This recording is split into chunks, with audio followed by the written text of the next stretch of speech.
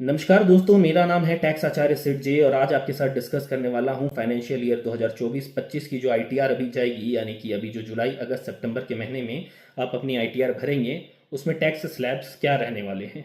तो दोस्तों, पहले 3 लाख तक में आपके ऊपर 0% का टैक्स लगेगा। वहीं 3 लाख से 7 लाख तक की इनकम पे आपके ऊपर 5% का टैक्स लगेगा। 7 लाख से 10 लाख तक की इनकम पे आपके ऊपर 10% का टैक्स लगेगा।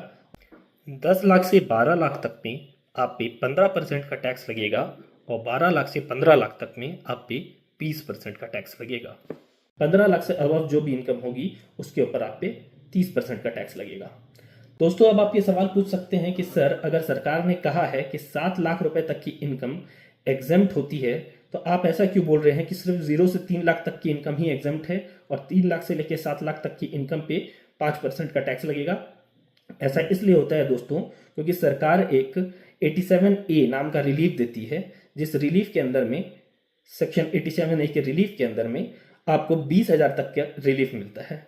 इसका मतलब जो 3 लाख रुपए से लेकर के 7 लाख रुपए तक वाली आपकी इनकम है वो रिलीफ के अंदर छूट जाती है और उसके कारण आपका टैक्स जीरो हो जाता है।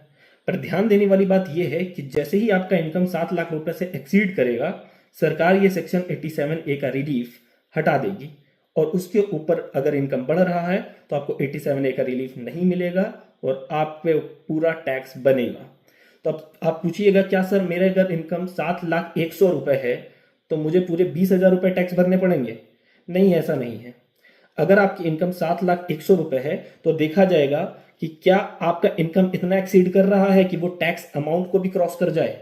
अगर हाँ, तब तो टैक्स अमाउंट आप पे लगेगा, और अगर नहीं तब वैसे केस में जितना इनकम एक्सीड किया है सिर्फ उतना ही टैक्स लगेगा। यानी हमारे एग्जांपल में 7,01,00,000 अगर आपका इनकम है तो आप पे 100 रुपए प्लस 4% का सरचार्ज 104 रुपए लगेगा, ना कि पूरा 20,000 रुपए।